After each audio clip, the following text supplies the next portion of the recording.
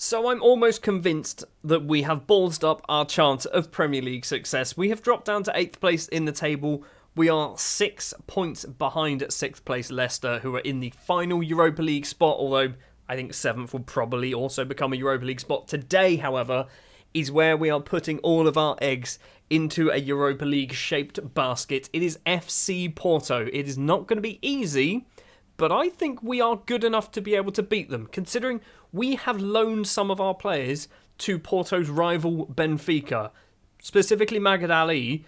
So, I mean, if we're loaning out our backups, our players who don't get work permits, to teams better than Porto, we should be better than Porto ourselves, right? In between episodes, we have played 2 further matches. We played Kavic for both of them. Against Bournemouth, he played very well, getting a 7.4, winning 2-0. Against Tottenham, he didn't. He conceded 4, but luckily for us, so did the Spurs goalkeeper. It was a mess. It was a complete mess. We got a point. That's the silver lining. The starting lineup then for our Europa League game will be Martins in goal, Mokhtar, Ballo, Chariot and Leandro, Campbell and Morgan, Darko, Basri, Moreno, Albert leading the line. Subs bench is looking pretty strong as well. We've only got, basically, Hussey, who's a 17-year-old, who's good enough to play for probably some championship sides, who is missing out through injury, Diallo and Maya missing out through not being registered, basically. I think we've got a chance. So the first match is away from home. I did have a look at the Porto team before playing this match. They've got some very old people. I think they've got a 38-year-old who sits on their bench. So 15 minutes in to our knockout league game, and a knockout round game even, we've got ourselves a highlight actually. Mokhtar to Basri, first time pass, finds Darko, back to Basri, has some space, curls it into the back of the net.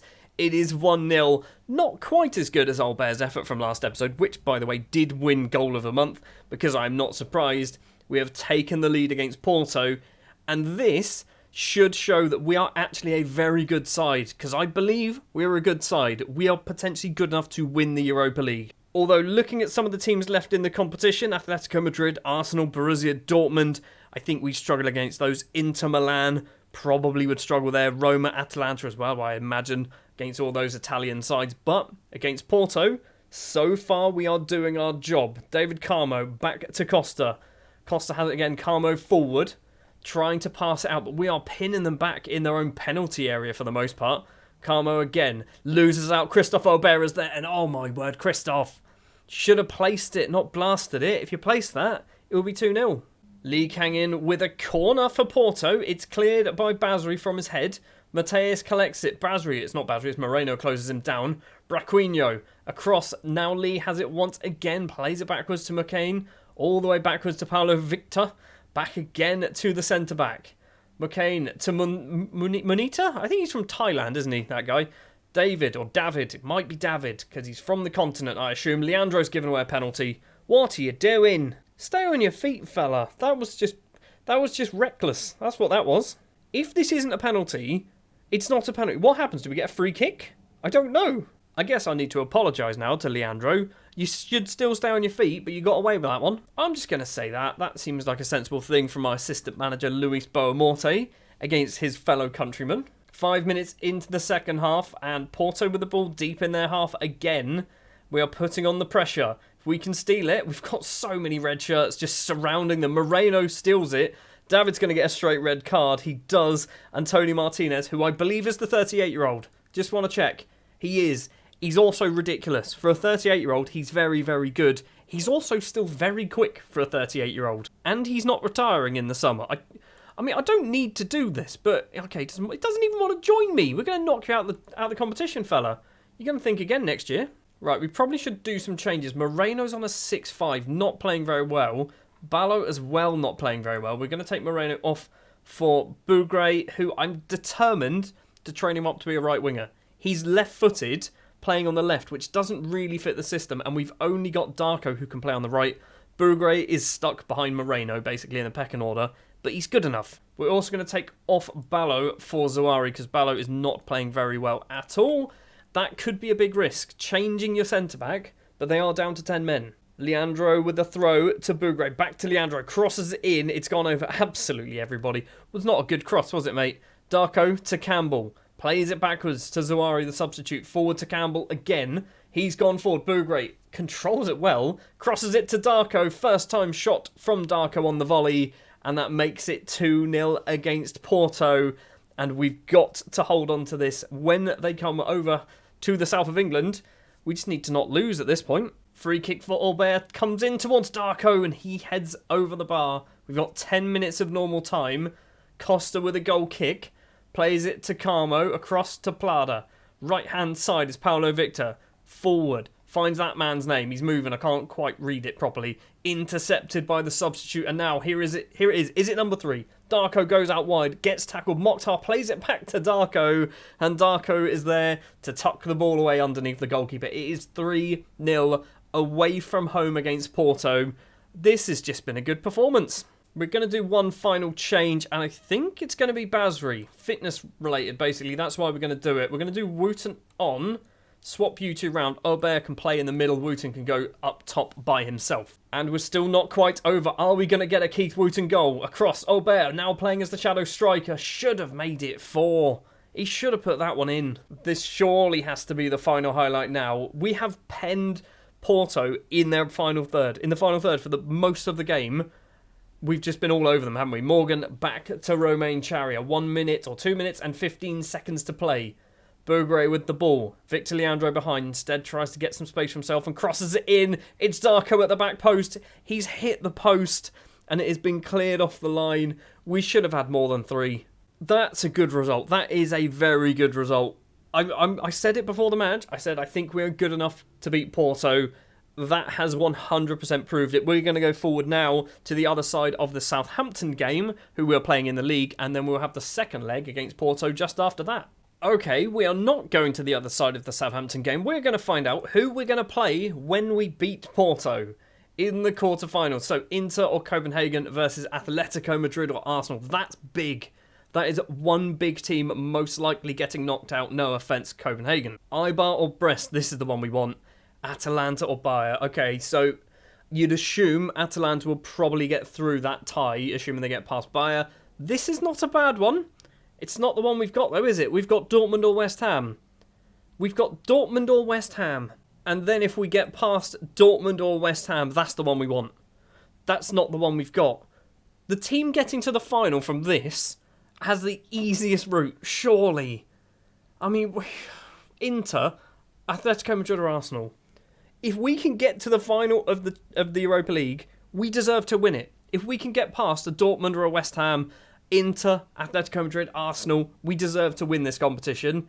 And anyone else from this side does not deserve to win it. Because, let's face it, this is Conference League football for the most part, isn't it? Fully aware that I've just isolated and insulted fans of probably 15 different teams there, haven't I? Time for round 2 then, against Porto, back at the Crab Athletic ground. We are not going to talk too much about the Saints game. We drew 1-1. We were the worst team. I did a lot of rotation because we're focusing on Europe. That's the plan. For this one, it's going to be Martins, Mokhtar, Ballo, Zawari and Leandro. Campbell and Morgan, Darko, Basri, Moreno and Aubert leading the line. Subs bench once again looking very strong. We are playing Zawari, despite the fact that he shouldn't necessarily be playing, because Charia also shouldn't necessarily be playing either. I mean, we could do Benjaloun, but Benjaloun, as good as he is, he's not played much this season. Like, and I can't just drop him in, can I? I can drop him in. We're flying. We're flying, it's fine. I need to put at least Charia or Zawari on the bench, though. Let's drop Bean out. I think we're going to drop Bean out. That's what we're going to go for then. Benjaloun making a surprise appearance. We're 3-0 up. We're 3-0 up. That is my kind of reckoning. Or reckoning? Yeah, sure, whatever. That's why we're going for Benjaloun, because we're 3-0 up. And we shouldn't lose. I'm not saying we're not going to, because I have the tendency to do that. But we should not lose this game. And I guess we need to keep an eye on what's happening with West Ham and Dortmund. Although I don't know what the result from the first leg was, so it's irrelevant. What we can see, does it even tell us? 1-0. West Ham won the first leg. We are 35 minutes in, and we've yet to have a single highlight. It's going to be a 0-0 draw at this rate. It might not be, though. Muckin? I don't know how to say his name. I think he's real, isn't he? Back to Plada, being pressured by Aubert. Paulo Victor, back to Plada again. Victor and Plada passing between the pair of them. If we can steal it, that would be ideal. But it looks like Porto have managed to pass their way out of trouble for now. Plada again, forward ball. Alawalia, could be his name. Finds Muckin, forward to Muntienta. Could be, definitely not his name. He's managed to get past one player, but Leandro with a great slide tackle. And now Ballo can come forward with the ball. Paulo Victor collects though. Where is he going to go? Loses out to Basri. Aubert's there. And that's an absolute rocket from Christophe Aubert. But he might be offside. And yes, that was a loud motorbike you heard. The goal is awarded. It is 1-0. It is 4-0 on aggregate. Aubert loves to score just absolute rockets or ridiculously good curlers, doesn't he? That seems to be his MO. Basri with the ball crosses. Moreno's at the back. Is that... What's happened there? Are you saying that Aubert might have fouled the goalkeeper? And that was basically the last action of the first half. We're just going to go straight in. Moreno's not doing so well. Moreno's struggling. 6-5 for him. Everyone else seems to be doing okay. Ballo possibly needs to come off as well. Just as I say that, we have a highlight, and annoyingly we have lost the ball. Victor Leandro, though, stealing it away. What are you going to do? Back to Moreno. Dinks it forward. Aubert controls it in the penalty area. Needs some support. Moreno is that support. And Cesar Javier Moreno had placed the ball in the bottom corner. His 6-5 is going to go up to maybe a 7-1 because of that finish. It's 2-0 against Porto. 6-0 on aggregate. 5-0 on aggregate. I forgot it was 3-0 the last match. West Ham Dortmund also is 1-1 currently, which means West Ham will likely be our opponents. Barbosa with a throw. Mateus N plays it all the way back. It's Nunes. Branquinho. Plada in the centre circle. Being pressured. Ball forward. Benjaloun gets it clear. Not clear enough though. Nunes again with the ball. Back to Muckin. He's gone off towards Barbosa on the left. Loads of space. Murienta is in the penalty area. Ballo with a great slide. Doesn't go off for a corner. Instead, Tony Martinez, the 38-year-old, is there. It's come back to... Oh my word, what's going on with this highlight? It's a free kick. I think Martinez was offside. Amazing. We have dodged a bullet there, haven't we? Right, let's do some substitutions. Moreno is going to come off. And we are... I mean, they're saying DJ. They're saying Coadio to come on, which I'm not sure about. I think we're going to do Wooten. And then we're going to do a rearrange like that. Sure, we'll go for that. I'm also looking at Mokhtar coming off for Barton. Basically, we're preserving fitness. This is the plan. We're preserving fitness because at this point, we have to be going through. Final 15 minutes. Ballo's going to go for a run. The aging Hungarian. I say aging, he's like 33. He's still younger than me currently in real life. We've lost the ball. Martinez across through a ball to the Thai striker and he tucks the ball away. The flag goes up. It's time for some VAR. Goal has been disallowed. It remains 2-0, 5-0 on aggregate. We're looking good. Yes, I know they've just technically scored a goal, but it was offside. We have just shown that we're a very good team. It's still 1-1 between West Ham and Dortmund, which, I'd rather play Dortmund because we get to play West Ham every season.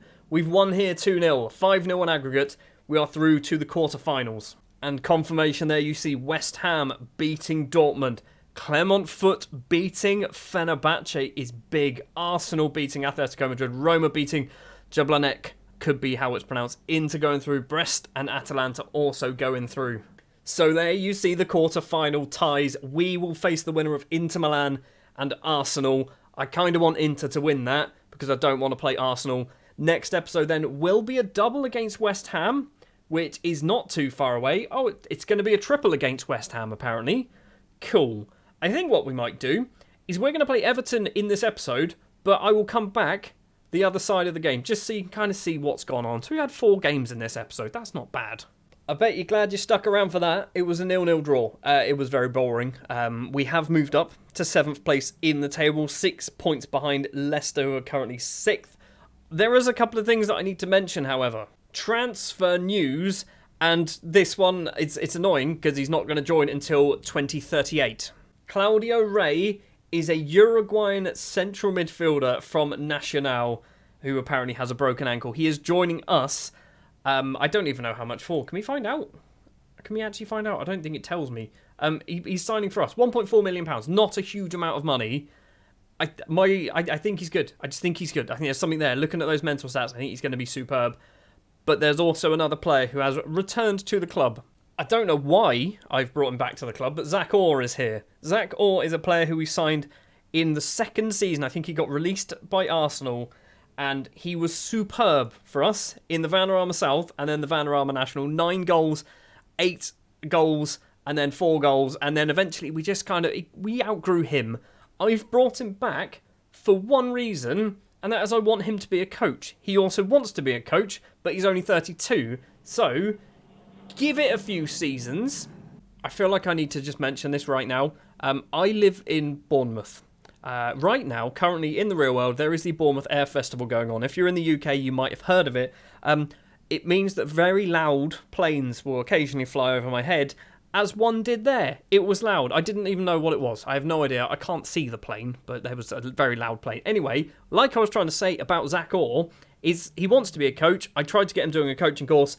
He doesn't want to do it yet because he wants to focus on his playing career. He's not going to play for us.